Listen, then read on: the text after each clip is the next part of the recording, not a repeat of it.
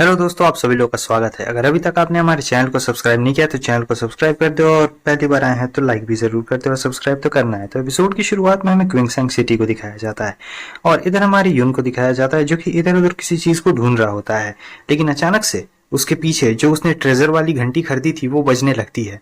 फिर हमें एक और निंजा वाले जैसे बंदे को दिखाया जाता है जो उसे ही देख रहा था और उसे देखने के बाद हमारा यून सोच रहा होता है कि लगता है ये जो सोल काल्विंग बेल है ये कोई ऑर्डिनरी ट्रेजर बिल्कुल भी नहीं है। फिर हमें दिखाया जाता है कि वो ऑक्शन हाउस वाले उस बंदे के पास पहुंचता है जहां पर वो कह रहा होता है, मेरे प्यारे दोस्त बताओ तो क्या फिर से तुम वो स्पिरिट ग्रास लेकर आए हो। बहुत ज्यादा ही खुश होता है और कह रहा होता है कि बताओ इस बार तुम कौन से और कितने स्प्रिंग्स लेके आए हो मेरे दोस्त। अगर तुम पहले वाले ही लाए हो तो मैं तुमसे वादा करता हूं कि मैं इस बार उसकी कीमत तीन गुनी दूंगा। लेकिन इधर हमारा यून कह रहा होता है कि देखो मैं इस बार दूसरे लाया हूं और ये वाले जो है मेरे मास्टर ने मुझे गिफ्ट किए तो तुम्हें इसे एक सीक्रेट ही रखना चाहिए और मैं 3 लेके आया हूं और वो उस बॉक्स में रहते हैं तो वो उस बॉक्स को दे देता है। ये सुनकर थोड़ा निराश हो जाता है और कह रहा होता है क्या सिर्फ 3 ही लेकर आए हो। लेकिन जैसे वो बॉक्स को खोलता है वो एकदम चौंक जाता है क्योंकि वो सिर्फ 3 तो रहते हैं लेकिन सबकी उम्र 50 साल से ज्यादा रहती है।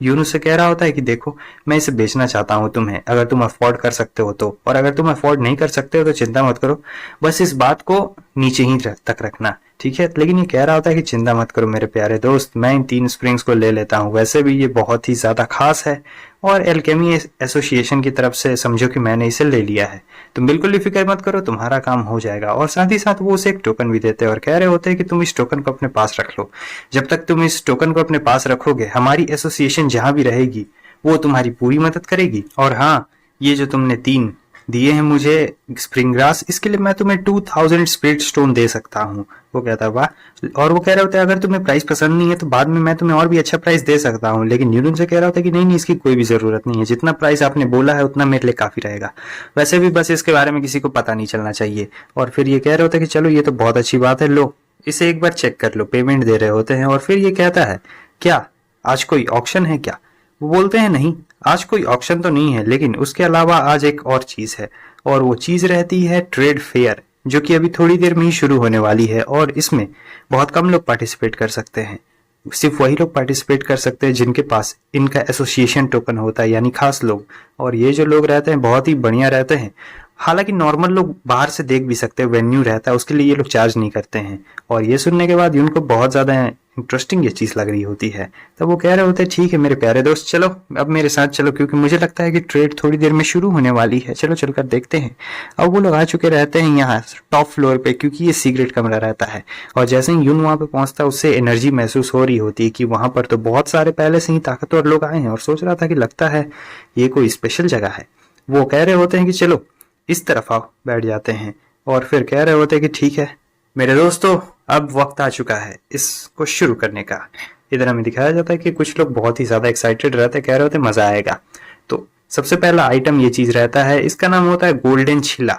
इसे एक बंदे ने थोड़ी देर पहले पकड़ा और ये रैंक 2 बीस्ट है। तभी एक बंदा कह रहा होता है क्या रैंक 2 बीस्ट है, हाँ इसकी जरूरत तो है, मगर अगर एक बार आप इसे एक्सिलर में कन्वर्ट कर देते हैं तब जो इसकी बॉडी है वो उतनी ज्यादा वैल्यूएबल नहीं रहती है, मतलब किसी बॉडी का काम ही नहीं रहता है। जो अगला आइटम रहता है वो एक सिल्क का कपड़ा रहता है जो कि बहुत ही ज्यादा बढ़िया कपड़ा रहता है क्योंकि इसे बढ़िया सिल्क वॉर्म से बनाया गया रहता है। ये दिखने में कमजोर लग रहा है लेकिन ये इतना ज्यादा मजबूत है कि आर्मर भी इसके सामने टिक नहीं पाएगा। तो 300 स्पिरिट स्टोन से इसका दाम शुरू होता है और दाम देखते ही देखते 500 से 800 पे पहुंच जाता है और 800 से 1000 पे भी पहुंच जाता है। इतने ज्यादा दाम सुनने के बाद तो इसकी हालत खराब हो रही होती है कि इतने ज्यादा स्टोन्स।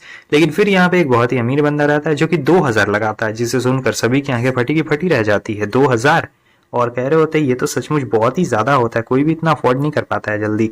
और फिर एक और अंकल आते हैं जो कि अपने एक एक्सिलर बेचने के लिए आए होते हैं, वही स्पेशल वाला ग्रास, और वो बेच रहे होते हैं। वो सभी लोग को दिखाते हैं, हालांकि ये जो ग्रास रहता है ये बहुत ही ज्यादा स्पेशल रहता है क्योंकि इसका जो क्वालिटी रहता है बहुत ही ज्यादा हाई रहता है। और हमारा यून को भी इसके बारे में पहले से पता रहता है क्योंकि वो इन्हीं सब चीजों की पढ़ाई करता है और उसे इसके बारे में अच्छी तरीके से पता है। वो जो उधर अंकल बैठे रहते हैं कह रहे होते हैं हाँ ये बात तो सही है, लेकिन दिक्कत वाली बात यह है कि ये जो ग्रास है इसे उगने में बहुत ही ज्यादा वक्त लगता है और साथ ही साथ इसे एक स्पेशल तरीके के फर्टाइल लैंड में ही उगाया जा सकता है। और अगर इसकी उम्र 20 साल से कम है तो इसके जो हीलिंग इफेक्ट्स या जो भी मेडिकल इफेक्ट्स है वो इतने ज्यादा असरदार साबित नहीं हो पाते हैं। लेकिन अगर तुम कम उम्र वाले ग्रास का इस्तेमाल करोगे तब इसका कोई भी फायदा नहीं होने वाला है। तभी वहां से एक बंदा खड़ा होता है और कह रहा होता है कि देखो, इन ग्रास की उम्र तो 20 साल से ज्यादा भी नहीं हुई, ना ही 20 साल है, अभी भी इनमें 5 साल बाकी है। तुम्हें क्या लगता है कौन बेवकूफ होगा जो इसे लेने वाला है? लेकिन वो जो एल्डर रहते हैं वो चिल्ला रहे होते हैं और कह रहे होते हैं, देखो अगर तुम्हें समझ में नहीं आया, तुम्हें नहीं लेना, इसका मतलब ये था ना कि कोई और नहीं लेगा। लेकिन ये कह रहा होता है, देखो मैं तो बाकी सभी लोगों की तरफ से कह रहा था, इसमें बुरा मानने वाली कोई बात भी नहीं है। और फिर ये गुस्से में आ जाते, कह रहे होते हैं ठीक है, मैं अब इसका दाम कम कर देता हूँ। मतलब जो पहले दाम था उससे थोड़ा कम कर देते हैं और कह रहे होते हैं जिसे लेना है लो, नहीं तो मैं अब चला। और साथ ही साथ क्वांटिटी भी एक घास की ज्यादा बढ़ा देते हैं। और फिर देखते हैं कि कोई कुछ भूल ही नहीं रहा होता है। तब जो हमारा यून होता है वो हाथ खड़ा करता है और कहता है कि ठीक है, मैं इसे लूंगा। और इसे देखने के बाद जितने भी लोग होते हैं सभी लोग हैरान हो जाते हैं, कह रहे होते क्यों ले रहा है ये।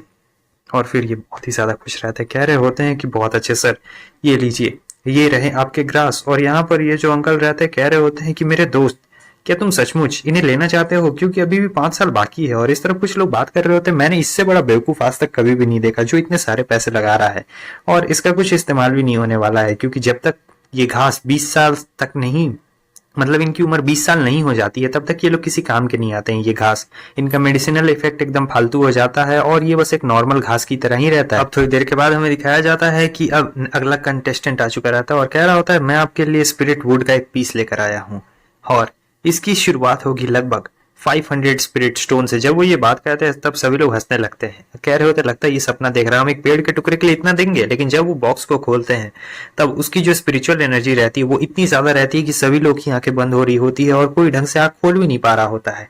कह रहे होते हैं कि आखिर ऐसा कैसे हो सकता है, आखिर ये चीज क्या है जिसमें इतनी ज्यादा स्पिरिचुअल एनर्जी हो। और फिर हमें उस पेड़ के टुकड़े को दिखाया जाता है जो कि एक स्पिरिट रेटोन ट्री का कोई पार्ट रहता है जिसमें बहुत ज्यादा स्पिरिचुअल एनर्जी रहती है। और कह रहे होते हैं इसके अंदर इतनी ज्यादा स्पिरिचुअल एनर्जी है कि आप सोच भी नहीं सकते हैं, बताइए कौन लेगा। तब तक एक बंदा हाथ खड़ा करता है और कह रहा होता है कि मैं एक बार बात के बारे में जानता हूँ कि जो स्पिरिट ग्रास है उसे एक्सिलर में बदला जाता है और जो स्पिरिट वुड है उसे रिफाइन करके डिवाइन ट्रेजर में बदला जाता है। लेकिन इस छोटे से टुकड़े का क्या काम है? तो दोस्तों अगर आपको भी जानना है इस छोटे से टुकड़े का क्या काम है तो इसके लिए आपको अगला एपिसोड देखना पड़ेगा। और अगर आपने हमारे चैनल को सब्सक्राइब नहीं किया तो चैनल को सब्सक्राइब कर ले। तो फिर मिलते हैं आप सभी से नेक्स्ट एपिसोड में, तब तक के लिए बाय बाय।